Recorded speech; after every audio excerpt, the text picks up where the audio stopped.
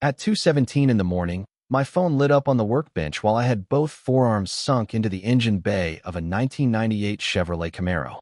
Grease pressed into the lines of my fingers.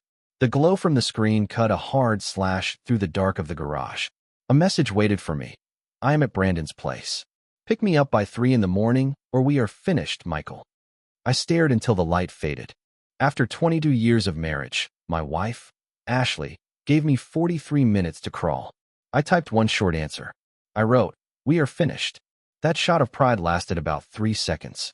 Then something colder settled in. It was not the hot kind of anger that makes a man punch holes in drywall. It was the quiet kind. Heavy, icy. It did not shout. It whispered plans. I wiped my hands, walked to the laptop I kept open for parts orders, and signed in to the shared cell phone account. Location services were still turned on. A little blue dot pulsed at 1247 Riverside Drive, apartment 12B, Brandon Hayes' place.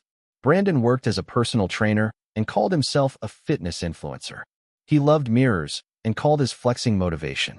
I had met him twice at neighborhood cookouts. He talked through a grin about protein shakes and maximizing your potential. Ashley always laughed a little too hard at his jokes.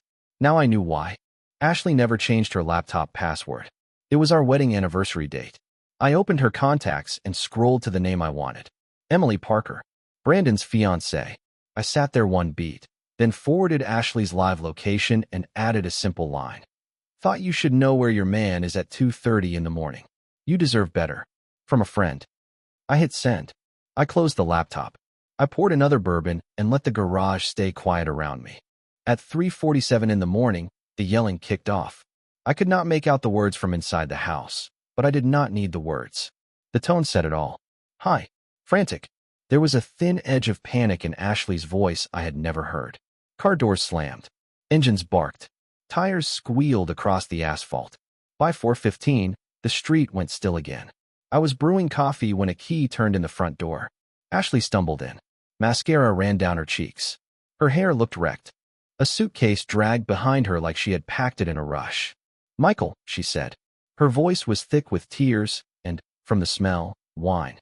We need to talk. No, I said, watching the coffee drip, steady and slow. We really do not. You do not understand. Brandon and I. Brandon and you are finished, I said, leaning on the counter and looking her straight in the eye. I am guessing Emily made that very clear. The color drained from her face. How did you know where I was? The same way I know you have been lying to me for 6 months, I said. The same way I know about the hotel receipts you tried to delete. The same way I saw the joint gym membership you figured I would not notice on the credit card. Her mouth opened, then closed, then opened again, like a fish pulled out of the lake. The difference, I said, taking a slow drink of coffee, is that I am not foolish enough to think I can talk my way out of this. Michael, please. It was a mistake. Brandon was just what? Accidentally inside you again and again for months? She flinched like I had slapped her. Get out, Ashley. This is my house too. It was, I said, setting the cup down carefully. You made your choice at 2:17 this morning. You can live with it. She tried tears first. When that did not move me, she tried rage. Lawyers. Alimony. How I would never make it without her. I watched the whole performance and thought about how everything with Ashley had always been a show to get what she wanted. Not this time. By sunrise, she ran out of gas, grabbed her suitcase, and headed for the door. She paused with her hand on the knob and tossed one more line at me. You will regret this, Michael Bennett. You have no idea what I am capable of. I smiled. Neither do you. The door slammed hard enough to rattle the windows. I went to the front room and lifted one blind. Mrs. Thompson, our next-door neighbor, already stood at her window with her phone up, recording for the neighborhood Facebook group. Ashley stood on the lawn in yesterday's clothes with her suitcase at her feet, looking around like she was seeing our street for the first time. She pulled out her phone. I could read the posture. She was calling Brandon. From her face, he did not answer. She tried again, then again. I poured a second cup and watched my wife of 22 years learn she had nowhere to go. Monday morning at Bennett Auto Repair looked like any other day, except for the grin on Tyler's face when I walked into the bay at exactly 7 o'clock. He slid out from under a Honda Civic, wiped his hands on a rag, and showed the gap where his left canine used to be. Well, Well, he said. If it is not the most talked about guy in Bangor. Tyler had been with me 8 years, ever since he walked out of the state prison up in Shawshank on an aggravated assault charge. He was the best wrench I ever hired. He was also the one guy on my payroll who would call me out when I needed it. Today, he decided I needed it. Good morning to you too, Tyler, I said. He kept grinning while he worked the rag over his hands. Mrs. Thompson uploaded a real interesting video to Facebook last night, he said. Already pushing 300 comments. He did not have to spell it out. Something about Ashley Bennett taking a very public walk of shame, he added. I made coffee the same way I had done for 15 years. Scoop the grounds. Fill the reservoir. Flip the switch. The motions were ordinary. The morning was not. People need hobbies, I said. Oh, they have one, Tyler said. Talking about your life is the new town sport. He stood, joints popping like bubble wrap. Frank down at the Naughty Pine says he has never seen a Sunday night like it. Standing room only. Everybody wants the real story. The Naughty Pine Tavern sits on the corner of Main Street and Elm Street. It is our unofficial union hall for anyone who makes a living with busted knuckles and treats his liver like it signed a waiver. Frank Kowalski has owned that bar for 3 decades.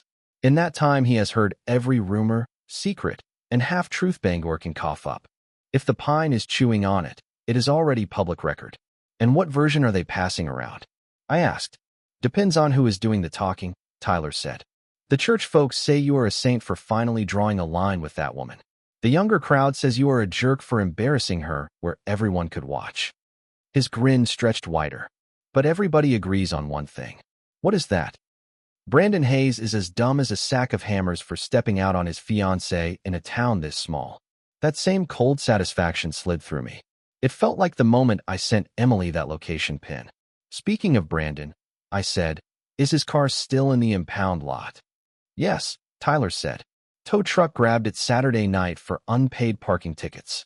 Funny how fast those add up when nobody is minding the meter. He put on an innocent face. Not that I would know anything about anonymous tips on illegally parked vehicles. Of course not, I said. The bell over the office door chimed. I looked up and saw Megan Reed sweeping like she signed my checks. Ashley's best friend since high school. Teaches yoga at the fancy studio downtown. The kind of person who treats every sentence like a performance. Right behind her came Haley Brooks, Ashley's co-worker from the medical supply company. Haley already had her phone out. The lens was up. Everything is content to Haley. Michael, Megan said, laying on the fake concern. We need to talk. No, we do not. Ashley is devastated, she said. She cried all night at my house. Frankly, I think you owe her an apology. I looked down at the work order I was writing, then back at her perfect makeup and designer leggings. I owe her an apology? She made a mistake, Michael. People make mistakes. That does not give you the right to humiliate her in front of the whole neighborhood. I did not humiliate her, I said. She handled that part on her own when she decided to sleep with an engaged man. Haley raised her phone a little higher to catch the audio. I saw the small red record light. You are recording, Haley, I said. I hope your followers enjoy a clear discussion of your friend's adultery. Color rose in her cheeks, but the phone did not drop. This is ridiculous, Megan snapped. Ashley loves you. She always has. Brandon was just. Just what? I asked. A 6-month oversight. A mistake that included hotel rooms, a second phone, and lies to my face every day? Megan's mouth opened and closed without sound. Here is what is going to happen, I said, setting down my pen and giving them my full attention. You are going to turn around, walk out that door, and not come back. You are going to tell Ashley that if she wants her car serviced, she can take it anywhere that has not been at auto repair. And you are going to stop pretending 22 years of marriage is worth less than 6 months of sneaking around. You cannot speak to us like that, Haley said, finally finding her voice. I just did. Tyler stepped up beside me. 6 feet, 3 inches tall, arms crossed. Prison had taught him how to look dangerous without raising his voice. Ladies, he said, polite as a banker. You heard the man. They left without another word, Megan's heels ticking hard against the concrete. Through the office window, I watched them huddle by Megan's car, heads together, already working the next angle. Think they will try again? Tyler asked. Probably, I said. But not today. The shop phone rang. I let it roll to voicemail. It rang again. And again. Popular guy, Tyler said. When the line finally rested, I played the messages. 3 hang-ups, 2 local reporters asking for a statement, and 1 furious voicemail from Brandon Hayes. "Michael, I know what you did," his voice snarled. "You think you are clever, but you have no idea who you are dealing with. This is not over." I saved the message and forwarded a copy to my email. Evidence is evidence. The rest of the morning ran quiet. A few of our regulars rolled in, dropping off cars and pickup trucks for oil changes and brake jobs. Nobody said Ashley's name. Nobody said Brandon's either. Still, I caught the looks. People were trying to decide if I was the guy who got wronged or the guy who went too far. Around noon, I decided I needed a beer and a little distance. The Naughty Pine was a 5-minute walk from the shop, and Frank Kowalski keeps the taps cold and the rumor mill hotter than a welder's torch. For a Monday lunch crowd, the place was slammed. Every stool at the bar was taken, and most tables were packed with people who should have been at work but picked fried clams and town gossip instead. Voices thinned out when I walked in. Maybe 20 faces followed me as I made for the last open stool. "Look what wandered in," Frank said with a weathered grin. "The man of the hour." "Bud Light," I told him. He popped the cap and slid the bottle across. "Heard you had company at the shop this morning." "News travels," I said. "Faster when it is spicy," he said, dropping his voice. "For what it is worth, most folks say you handled it right. When a woman steps out on her husband, there are consequences. And the rest? They think it should have stayed private. Family business behind a closed door." I drank and turned that over. Hard to keep it private when the other man's fiancée deserves the truth. Frank nodded, then straightened as a hand waved for service. "Watch yourself, Michael. Hurt animals snap, and you hurt 2 of them." I finished the bottle, set a 5 on the bar, and walked back to the base. Frank was right. Ashley and Brandon were cornered now. Reputations shredded, whatever they had already burned out. People in that spot do desperate things. I was counting on that. Tuesday morning brought the first full-blown showdown. I was turning the key in the front door when a Ford Mustang screamed into our lot and stopped hard enough to chirp the tires. The car had rolled out of impound the night before. By the look on Brandon Hayes' face, the 3-day delay still stung. He came at me like a man on a mission, gym chest swelled, fists tight. Ashley climbed out of the passenger side and hovered by the front fender, smaller than I had seen her in years. "You think you are clever, do you not?" Brandon shouted, jabbing a finger at me. I finished the lock, turned, and faced him. "Clever enough. You wrecked my life," he said. "Emily tossed me out. The gym fired me. Half this town calls me a predator." "You are a predator," I said. "The kind that hunts married women." He stepped in close. I could smell the cologne and watch a vein jump in his forehead. "You do not know what you are talking about." "I know exactly what I am talking about." I pulled out my phone and opened the folder of screenshots I saved from Ashley's laptop. "Want me to read some of your messages out loud? I have a few that would liven up breakfast." His color drained. "You cannot. Those are private." "Privacy ended when you made it my problem," I said. "They are evidence now." I looked past him. "Morning, Ashley. You look worn out." "Michael, please," she whispered. "Can we talk like adults?" We did. Yesterday morning. You chose Brandon. I chose dignity. Brandon moved between us, chest brushing mine. "Do not speak to her like that." "Or what?" "Or I will make you regret it." The threat hung there like exhaust. He had the edge, bigger, younger, tuned like a race car. In a fair fight, he probably wins. Good thing I did not plan on fair. "You want to know your problem, Brandon?" I said, holding his eyes. "You think this is about you. You think I am angry because you slept with my wife. I am not. I am grateful. You did me a favor. I spent 22 years married to a woman who believes the world spins around her. You helped me see that clean." I felt a smile slide onto my face, and it was not friendly.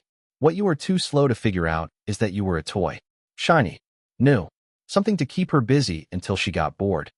"You are lying," he snapped, flushing red. "Am I? Then why did she text me at 2 in the morning instead of staying with you?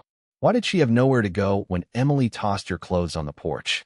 Why is she standing behind you right now, not beside you?" Doubt crept into his eyes. The first crack. "She used you, Brandon. The same way she used me. The difference is I finally quit playing along." He swung. A big, sloppy haymaker you could see coming from a block away. I slipped to the side and let his own momentum carry him past me, then gave him a small nudge that bounced him off the side of his Mustang. "That is assault," I said, even and clear, loud enough for the folks in the lot to hear. I tipped my chin toward the street where Mrs. Thompson stood on her porch with her phone up, recording every second. "I hope your attorney is better than your right hook," I said. Brandon straightened, his face twisted with rage and shame.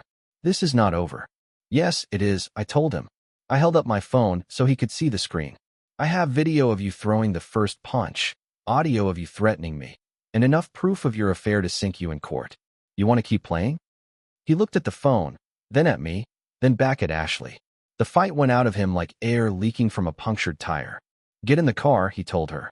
She hesitated, eyes jumping between us like she was weighing something heavy. "Ashley," I said. "Last chance.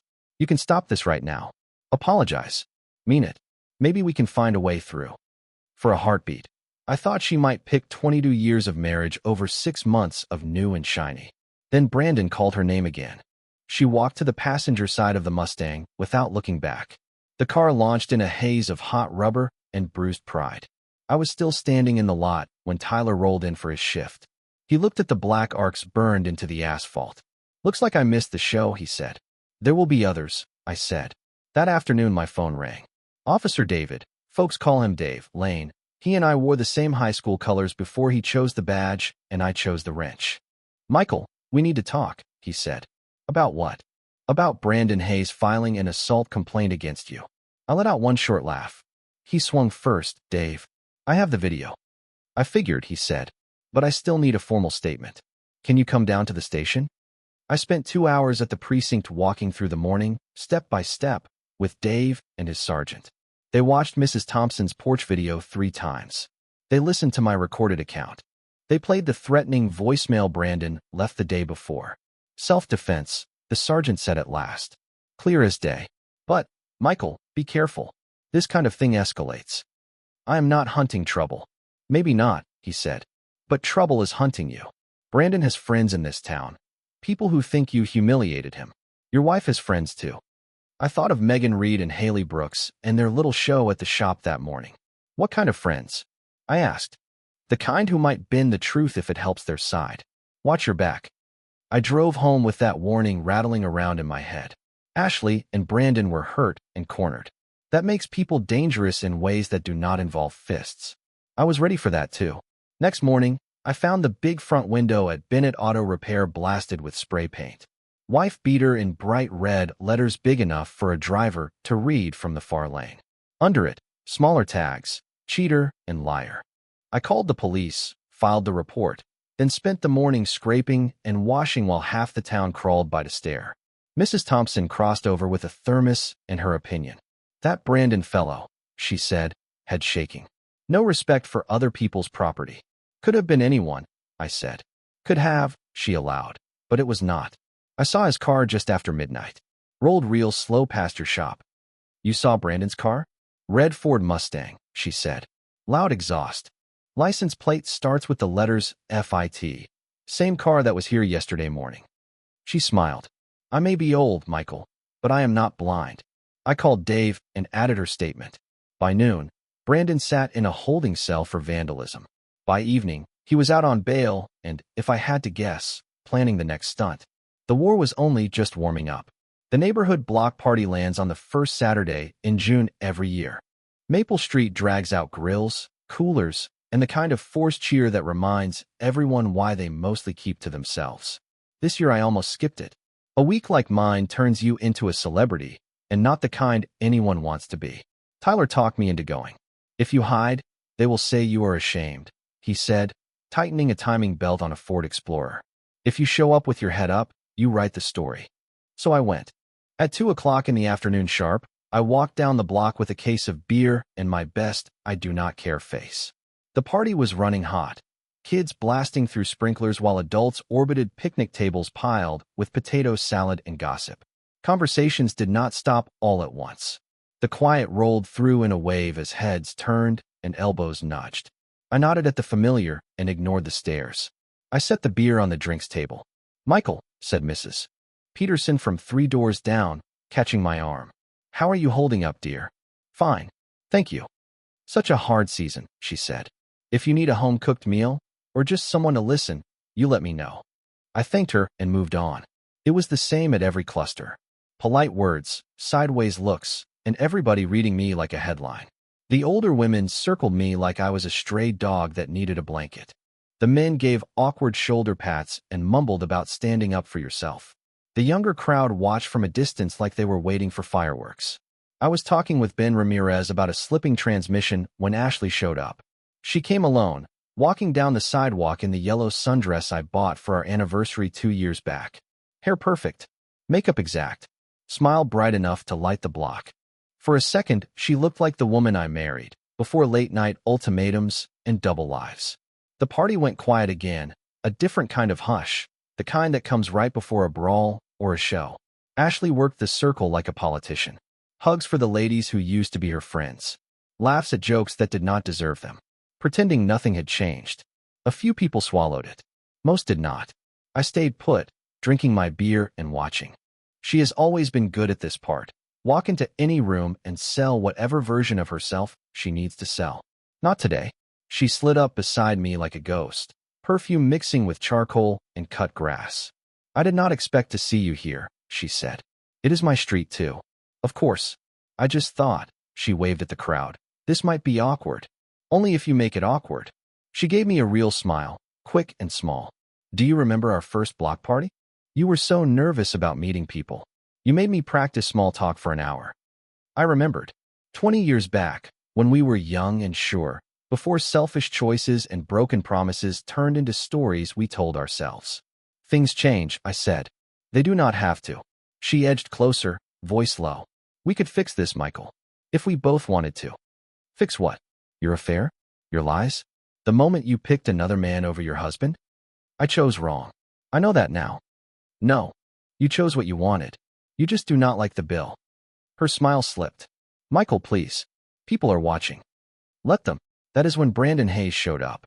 He rounded the corner in a tank top, arms pumped, wearing a smile like a camera was already pointed at him. A few folks nodded. Most stared. He is still technically a neighbor, still technically invited, but everybody knows the score. He spotted us together, and his smile got wider.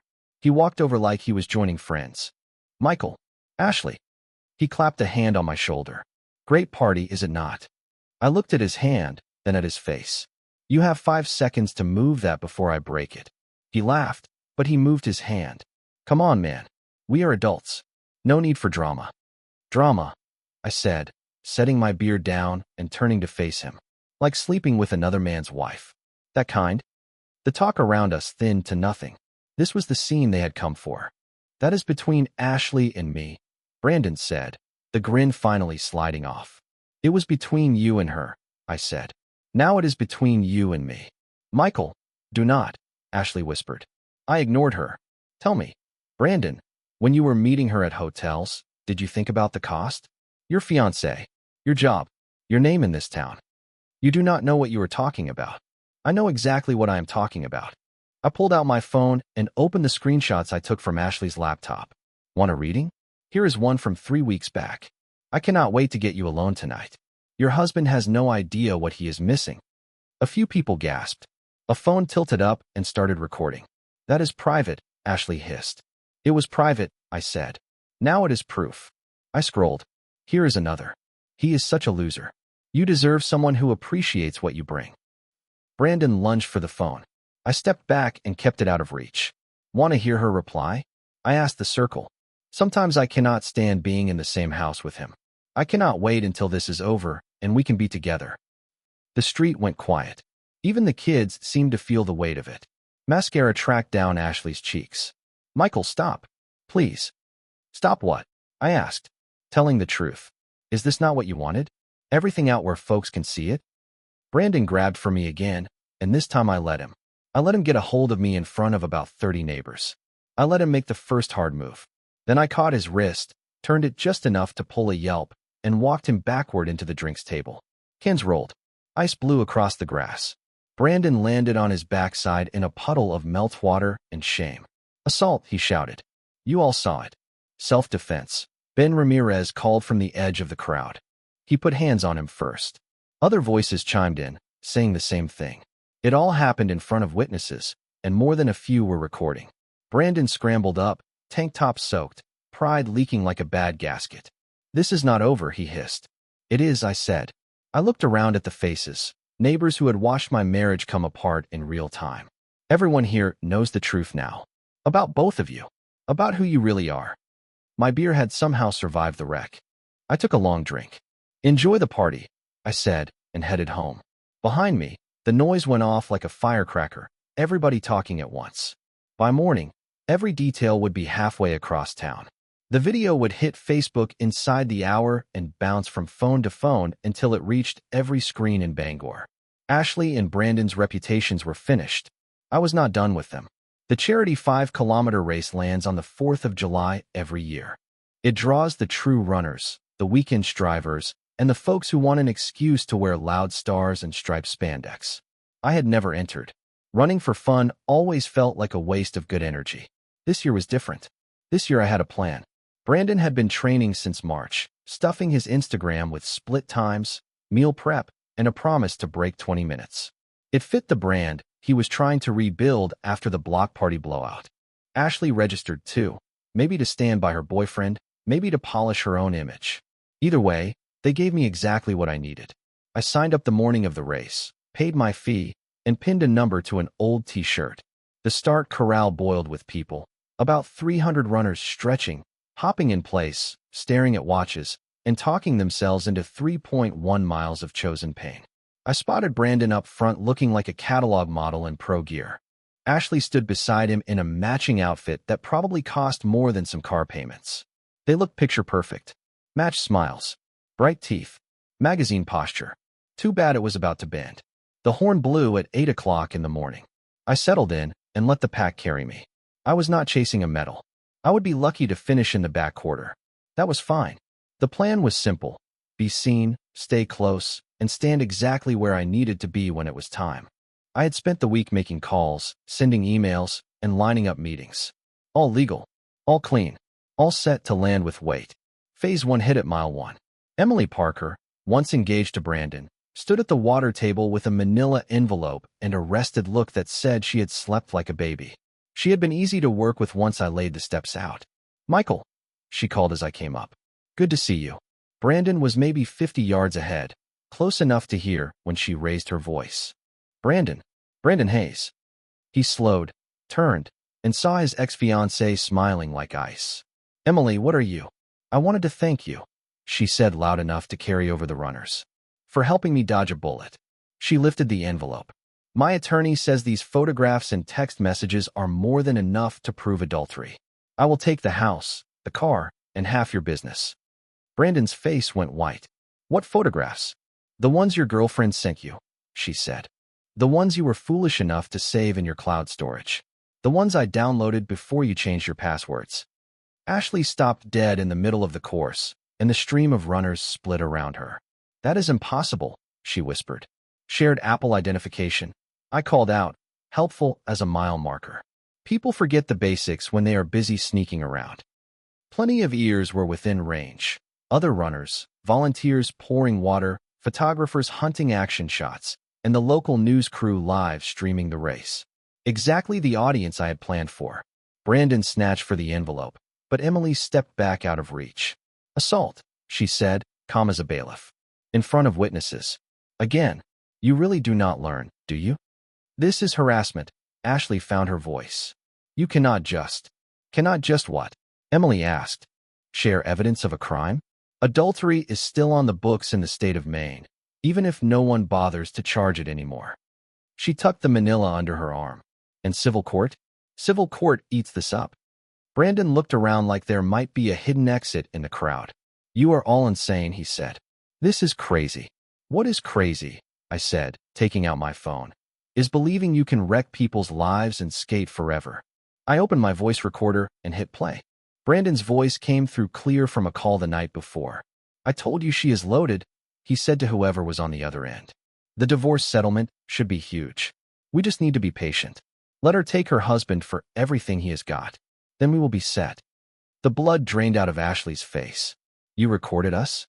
"Single party consent," I said. "This state only needs one person to agree to a recording. Guess who agreed?" Brandon spun on me, face twisted. "You son of a..." He threw a wild swing I saw coming from a block away. I stepped aside, let his own momentum yank him forward, and clipped his ankle with my foot. He hit hard, skidding on his expensive running kit. When he rolled over, his knees were scraped and his pride was leaking. Assault, I told the onlookers. You all saw who swung first. My camera was already rolling, so we're a dozen more. Brandon got up slow, limping, rage burning a hole in his face. This is not over. It is, I said, looking at the phones, the spectators, and the live stream camera pointed straight at us. Everybody here knows what you are now. Both of you. I turned to Ashley. She stood frozen, tears cutting tracks through her makeup. 22 years, I said, quiet but clear. 22 years I gave you, and you traded it for this. Her mouth opened. Nothing came out. Enjoy your new life, I said. What is left of it? I jogged on, leaving them planted in the middle of the course, surrounded by witnesses, recordings, and the smoking heap of their reputations. Behind me, Emily started explaining to anyone within earshot exactly what kind of people she had been dealing with. Her voice carried clean on the morning air, listing the lies, the selfish choices, and every step that brought us here. By the time I crossed the finish line, dead last, not that it mattered, the clip was already everywhere. The local station ran it at noon. By evening it sat on 3 different social platforms with hundreds of thousands of views. Brandon and Ashley were famous, just not the kind they had trained for. Friday night the naughty pine was shoulder to shoulder. Every stool taken, a bench line 3 deep, and Frank Kowalski working the taps like a maestro. I walked in at exactly 9 o'clock in the evening, wearing my best shirt and a smile that felt honest for the first time in months. The room parted a little as I moved to the bar. Voices dipped, then flared in whispers. Michael, Frank called, already reaching for a bottle. Man of the moment. Just a man having a drink, I said, but the smile stuck. The 5-kilometer video had cleared 1 million views in a week. Local news, then regional, then national. Headlines kept mutating, but the one that held was some version of Maine mechanic's cold revenge on cheating wife goes viral. Talk shows called. Marriage counselors wanted to use my story in lectures. A literary agent said there might be a book in it. I told them all no. Some stories do not need a second telling. Heard Brandon skipped town, Tyler said, sliding in at my elbow with his own beer. Mrs. Thompson says he packed a rented moving truck yesterday morning and rolled out without a goodbye. And Ashley? I asked. Still crashing at Megan Reed's place, far as anyone knows. But word is Megan is getting tired of a long-term house guest. The neighborhood wires had been buzzing. No surprise there. Turns out people do not enjoy being lied to, even by their friends. Think she will try to come back? Tyler asked. To me? Not a chance, I said. To this town. I shrugged. Where else is she going to go? That is when the front door opened and Ashley walked in. The bar went silent. Conversations clipped mid-syllable. Heads turned. Eyes locked on my soon-to-be former wife as she stood in the doorway like an actress stepping onto a stage. She looked wrecked. Hair unwashed. Clothes wrinkled.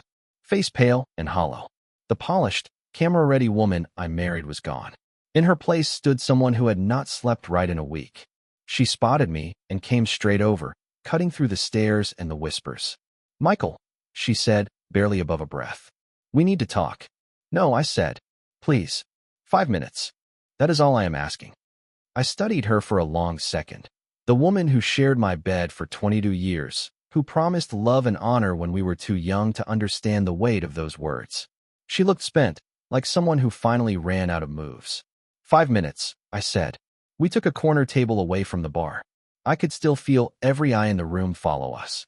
Ashley sat across from me with her hands folded in her lap, like a student waiting on a verdict.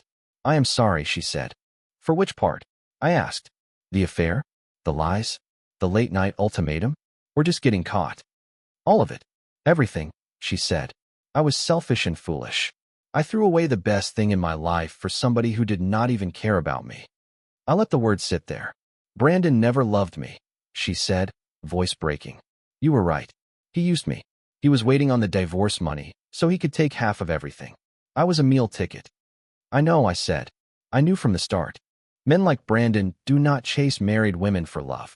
They chase them for money and for the thrill of taking what belongs to someone else. She stared, eyes wide. Then why did you not tell me? Would you have believed me? A long, quiet beat. No, she said. Probably not. I had to learn it myself. I lost everything, Michael, she whispered. My friends, my name, my marriage, everything. I nodded. Yes, you did. Can we? She swallowed. Is there any way to fix this? To start over? I looked at her, the woman who sat at the center of my life for more than 2 decades. A small part of me wanted to say yes, to roll back time, to pretend the last 6 months never happened. But I could not. Not after the lies. Not after the betrayal. Not after the ultimatum that lit the fuse. No, I said, quiet but final. There is not. She nodded like she had expected it, but tears still slid down her face. What am I supposed to do now? I do not know, I said. That is not my problem anymore. She stayed 1 more minute, crying while the whole bar pretended not to watch. Then she stood, walked to the door, and paused. She looked back. I did love you, she said. Whatever else happened, I did love you. I know, I said. But love was not enough, was it? She did not answer. She stepped into the night and was gone, leaving me with the wreckage of 22 years. The room held its breath for half a minute. Then the talk started again, soft at first, then building as folks chewed on what they had seen. I went back to the counter. Frank Kowalski set a fresh beer in front of me. You all right? He asked. Yeah, I said, and I meant it. I am all right. Tyler slid up on the other side. So what now? I thought about it. The divorce would be final in a few months. The house would sell. The assets would split. The legal cords would be cut. For the first time in more than 20 years, I would be a single man. Now I learn how to be happy, I said. Think you can do it? Tyler asked. I looked around at the faces in the place I have called home most of my adult life. These people watched me come apart in public. They saw the worst days and the sharp edges. And they were still here, still talking to me like I was a person, not a headline. Yeah, I said, lifting the bottle in a small toast to nobody in particular. I think I can. Outside, a soft summer rain started. The kind that rinses the streets and leaves that clean smell for morning. I finished my beer, thanked Frank and Tyler, and walked home through the warm, damp air. The house was quiet when I got there. Empty in a way it had never been. But it did not feel lonely. It felt calm, like a place where I could finally rest. I sat on the front porch and watched the rain. I thought about everything that led here. The affair, the showdowns, the public shame, the cold, careful payback that ate up my weeks. It was done. Ashley was gone. Brandon was gone. I was alone with the fallout from choices made by people who were not as sharp as they thought. Tomorrow I would start figuring out the rest. Tonight, I was fine with the rain and the quiet. For the first time in months, I could breathe.